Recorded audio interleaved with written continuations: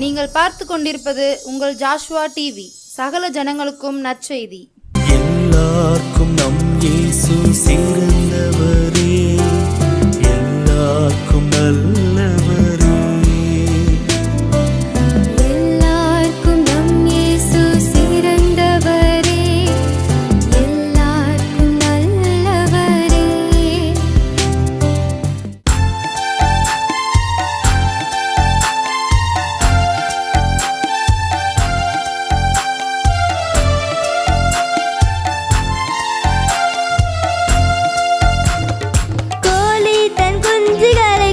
சேர்ப்பது போல கோழி தன் குஞ்சுகளை கூட்டி சேர்ப்பது கூவி அழைக்கிறாரே ஜீவன் தந்த ரட்சகர், கூவி அழைக்கிறாரே ஜீவன் தந்த ரட்சகர்.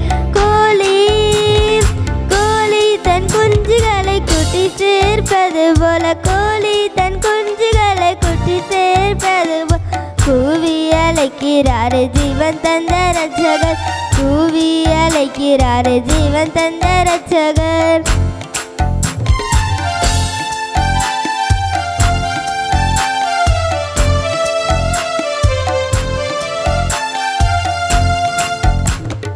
சாக்கு போக்கு சொல்லாமல் ஜல்தியை ஓடி வந்து, சாக்கு போக்கு சொல்லாமல் ஜல்தியை ஓடி காக்கும் செட்டைகளின் கீழ் கண்டடைவாய் ரட்சிப்பை, காக்கும் செட்டைகளின் கீழ் கண்டடைவாய் ரட்சிப்பை.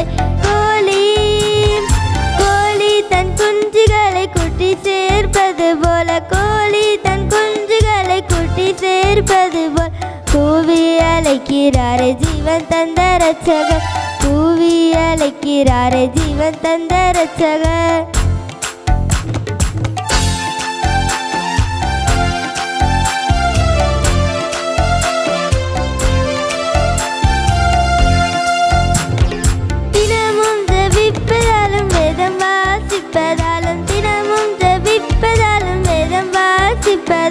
திட்டமாய் இயேசுநாதர் செட்டையின் கீழ் இருப்பாய், திட்டமாய் இயேசுநாதர் செட்டையின் கீழ் இருப்பாய்.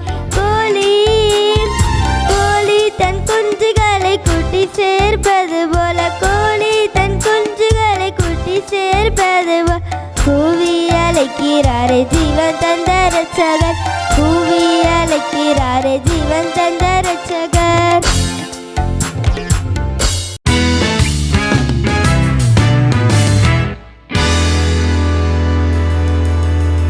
ஆண்டவராகிய இயேசு கிறிஸ்துவின் நாமத்தினாலே உங்கள் அனைவருக்கும் என்னுடைய அன்பான வணக்கத்தையும் வாழ்த்துக்களையும் தெரிவித்துக் கொள்கிறேன்.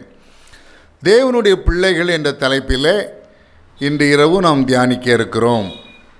யோவான் எழுதின சுவிசேஷம் 1:12 சொல்கிறது, அவருடைய நாமத்தின் மேல் விசுவாசம் உள்ளவர்களாய் அவரை ஏற்றுக்கொண்டவர்கள் எத்தனை பேர்களோ அத்தனை பேர்களும் தேவனுடைய பிள்ளைகளாகும்படி அவர்களுக்கு அதிகாரம் கொடுத்தார். இப்போ இயேசு என்னும் நாமத்தின் மேல் விசுவாசம் உள்ளவர்களாய் இயேசுவை ஏற்றுக்கொண்ட அத்தனை பேரும் தேவனுடைய பிள்ளைகள் தான்.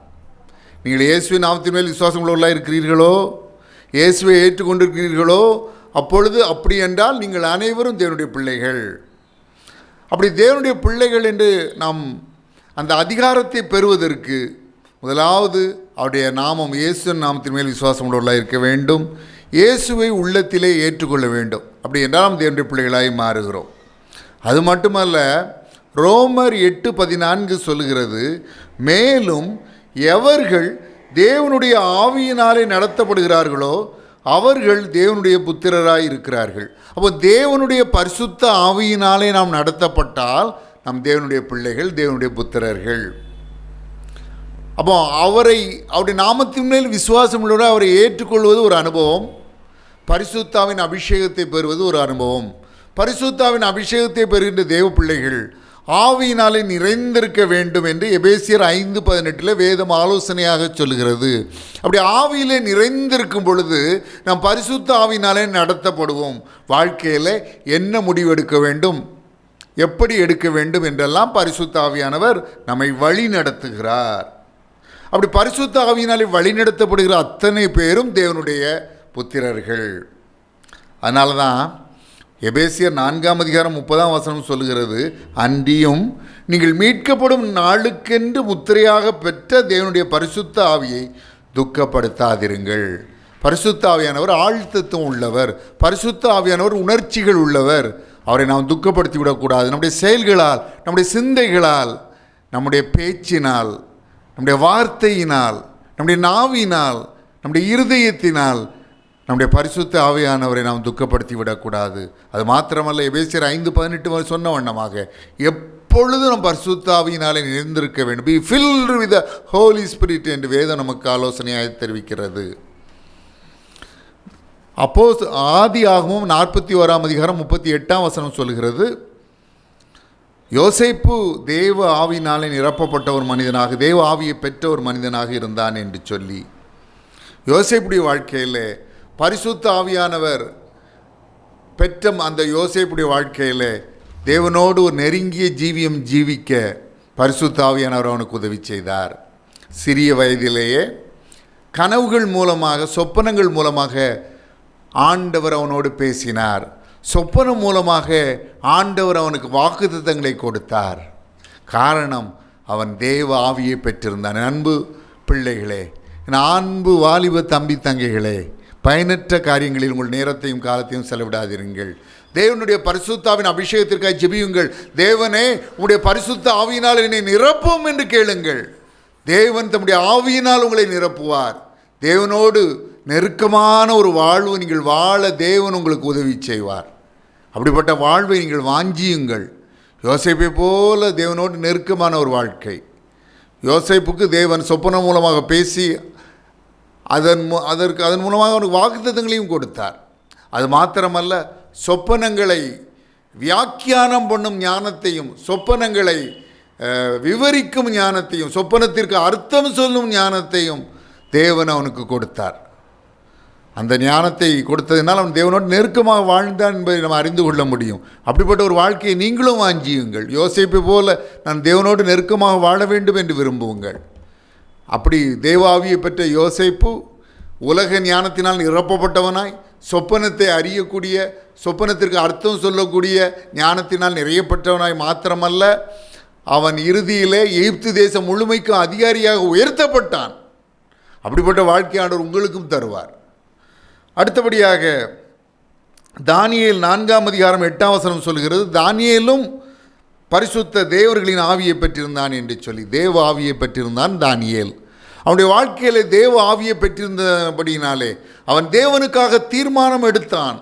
அந்நிய தேசத்திலே தேவனுக்கு பிரியமில்லாத உணவுப் பொருட்களை உட்கொள்ள மாட்டேன் என்று சொல்லி, தேவனுக்கு பிரியமில்லாத உணவுப் பொருட்களாலும் பானங்களாலும் தன்னை தீட்டுப்படுத்தக்கூடாது என்று வைராக்கியமாய் தீர்மானம் எடுத்து தீட்டுப்படுத்தாதபடி தன்னை காத்து கொண்டான். தான் தீட்டுப்படாதபடி தன்னை காத்து கொண்டான் தானியேல்.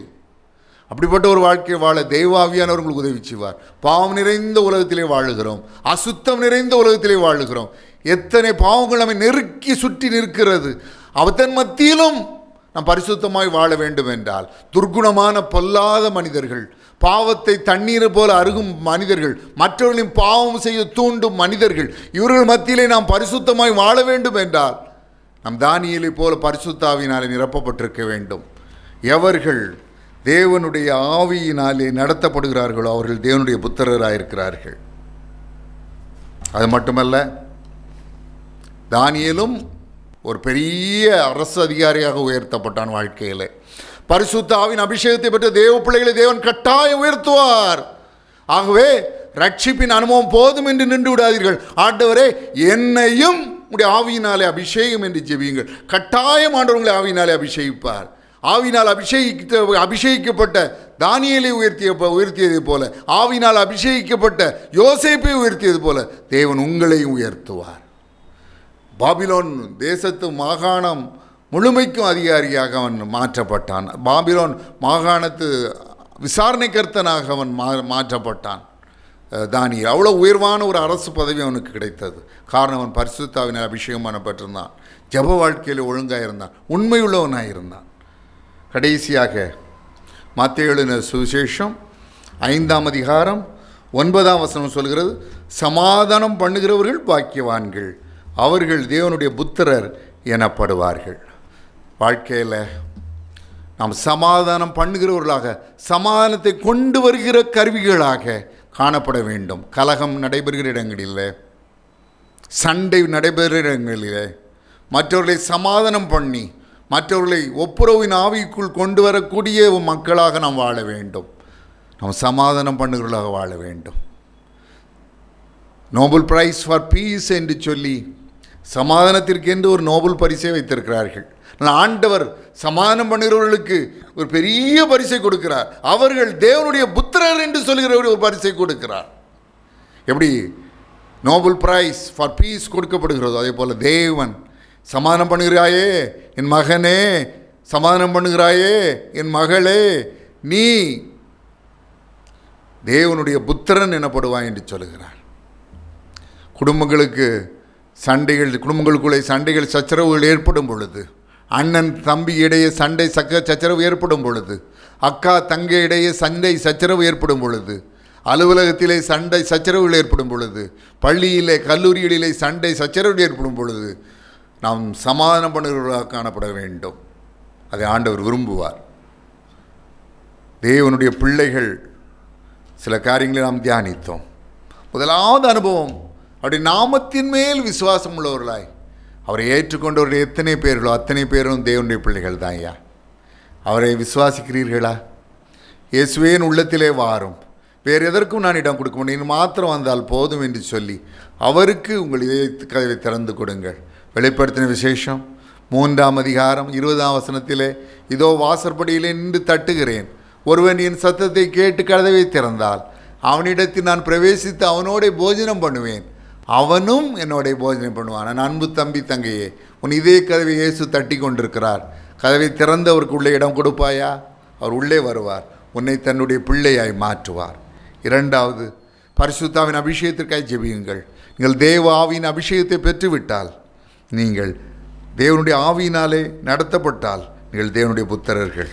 அது மாத்திரமல்ல, எந்த இடத்துல சண்டைகள் சச்சரவுகள் பிரச்சனைகள் போராட்டங்கள் நடக்கிறதோ அதில் சமாதானம் பண்ணுறவர்களாக காணப்படுங்கள். அந்த சண்டைக்கு எண்ணெய் ஊற்றி சண்டையை மூட்டி விடுவர்களாக காணப்படக்கூடாது. ஜனத்திற்குள்ளே அங்கேயும் இங்கேயும் கோல் மூட்டி திரியாக என்று வேதம் எச்சரிக்கை செய்கிறது. நாம் சமாதானம் பண்ணுகிறவர்களாக தான் காணப்படணும். ஒரு நாளும் சண்டையை அதிகப்படுத்துகிறவர்களாக காணப்படக்கூடாது. எந்த இடத்துல சண்டை சச்சரவு மனஸ்தாபங்கள் ஏற்படுதோ அங்கெல்லாம் போய் சமாதானம் பண்ணுகிறவர்களாக நாம் காணப்படணும். சமாதானத்தை கொண்டு வருகிற கருவிகளாக நாம் காணப்பட வேண்டும். அப்பொழுது ஆண்டவர் சொல்வார், இவன் சமாதானம் பண்ணுகிறான், இவன் என் மகன், இவள் சமாதானம் பண்ணுகிறாள், இவள் என் மகள் என்று ஆண்டவர் நம்மை குறித்து பெருமையாய் சொல்லுவார். ஆகவே நீங்கள் சமாதானம் பண்ணுகிறவர்களாக காணப்படுங்கள். ஆண்டவர் உங்களை தன்னுடைய பிள்ளையாக மாற்றுவார், உடைய பிள்ளையாக அங்கீகரிப்பார். நாம் ஜெபிக்கலாமா?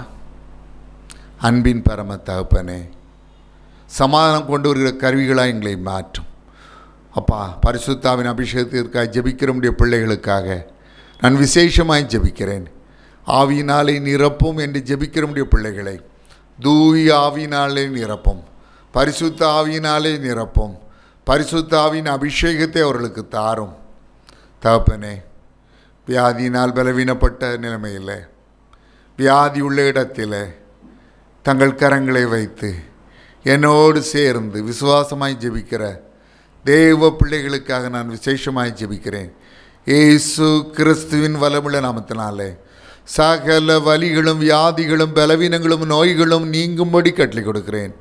இயேசு கிறிஸ்துவின் வல்லமுள்ள நாமத்தினாலே சகல வலிகளும் வியாதிகளும் பலவீனங்களும் நோய்களும் நீங்கும்படி கட்டளை கொடுக்கிறேன். இயேசு கிறிஸ்துவின் வல்லமுள்ள நாமத்தினாலே சகல வலிகளும் வியாதிகளும் பலவீனங்களும் நோய்களும் நீங்கும்படி கட்டளை கொடுக்கிறேன். Be healed in the mighty name of Jesus Christ. Be healed in the all-powerful name of Jesus Christ. Be healed in the sweet name of Jesus Christ. Operation தான் வழி, வேறு வழி இல்லை என்று டாக்டர்களால் சொல்லப்பட்டவர்கள், எந்த டாக்டர்கள் ஆப்ரேஷன் தான் வழி வேறு வழி இல்லை என்று சொன்னார்களோ அந்த டாக்டர்கள் வாயாலே நீ பரிபூர்ண சுகம் பெற்று விட்டாய், உனக்கு ஆப்ரேஷன் அவசியம் இல்லை என்று சொல்லத்தக்க வகையில் பரிபூர்ண சுகத்தை தாரும். ஹாலில் சகல தோல் நோய்களும் இயேசு கிறிஸ்துவின் வல்லமுள்ள நாமத்தினாலே நீங்கும்படி கட்டளை கொடுக்கிறேன். கண்களில் உள்ள பிரச்சனைகள் இயேசு கிறிஸ்துவின் வல்லமுள்ள நாமத்தினாலே நீங்கும்படி கட்டளை கொடுக்கிறேன். தீராத தலைவலி இயேசு கிறிஸ்துவின் வல்லமுள்ள நாமத்தினாலே நீங்கும்படி கட்டளை கொடுக்கிறேன். மைக்ரேன் என்னும் ஒற்றை தலைவலி இயேசு கிறிஸ்துவின் வல்லமையுள்ள நாமத்தினாலே நீங்கும்படி கட்டளை கொடுக்கிறேன். கை காலிலே உள்ள புண்கள், முகத்தில் உள்ள தழும்புகள் இயேசு கிறிஸ்துவின் வல்லமையுள்ள நாமத்தினாலே நீங்கும்படி, மறையும்படி, குணமாகும்படி கட்டளை கொடுக்கிறேன். கட்டிகள், வேண்டாத வளர்ச்சிகள் இயேசு கிறிஸ்துவின் நாமத்தினாலே மறையும்படி, கரையும்படி கட்டளை கொடுக்கிறேன். நன்றி இயேசு சுவாமி. குழந்தை பாக்கியம் என்னும் ஆசீர்வாதத்திற்காக காத்திருக்கின்ற பிள்ளைகளுக்கு அந்த பாக்கியத்தை அருளி செய்தரணும். திருமணம் என்னும் ஆசீர்வாதத்திற்காக காத்து நிற்கிற பிள்ளைகளுக்கு அந்த பாக்கியத்தை அருளி செய்தரணும். வேலை என்னும் ஆசீர்வாதத்திற்காக காத்து நிற்கிற பிள்ளைகளுக்கு அந்த பாக்கியத்தை அருளி செய்தரணும். தொழில் செய்கிறவனுடைய பிள்ளைகளை ஆசீர்வதியும், தொழிலிலே செழிப்பை கட்டளையிட்டரணும். உத்தியோகம் பார்க்கிறவனுடைய பிள்ளைகளை ஆசீர்வதியும், உத்தியோகத்திலே உயர்வை கட்டளையிட்டரணும். விவசாயம் செய்கிறவனுடைய பிள்ளைகளை ஆசீர்வதியும், பிள்ளைகளுடைய நிலபலன்களை ஆசீர்வதியும், பிள்ளைகளுடைய மிருக ஜீவன்களை ஆசீர்வதியும். நன்றி நன்றி நன்றி, கோடானு கோடி நன்றி. சகல துதியையும் கனத்தையும் மகிமையும் வல்லமையும் ஒருவருக்கே செலுத்துகிறோம். இயேசு கிறிஸ்துவின் நாமத்தினாலே வேண்டிக் கொள்கிறோம் பிதாவே, ஆமேன். இதை பார்த்து கொண்டிருக்கிற, இதை கேட்டுக்கொண்டிருக்கிற என் அன்பு சகோதர சகோதரிகளே, நான் உங்களுக்காக ஜெபிக்க வேண்டுமானால் உங்கள் ஜெப குறிப்புகளை எனக்கு அனுப்பி வையுங்கள். நான் உங்களுக்காக ஊக்கமாக ஜெபிப்பேன். என்னுடைய முந்தைய கடந்த நிகழ்ச்சிகள் மூலமாக அற்புதங்களையோ ஆசீர்வாதங்களையோ நன்மைகளையோ பயன்களையோ பெற்றிருப்பீர்களானால் தயங்காமல் எனக்கு தெரியப்படுத்துங்கள். நாம் ஒன்று சேர்ந்து ஆண்டவரை துதிக்க, அவரை ஸ்தோத்தரிக்க, அவருக்கு நன்றி செலுத்த அது ஏதுகரமாக அமையும். ஆண்டவராகிய இயேசு கிறிஸ்து தாமே உங்களை ஆசீர்வதிப்பாராக. May God bless you.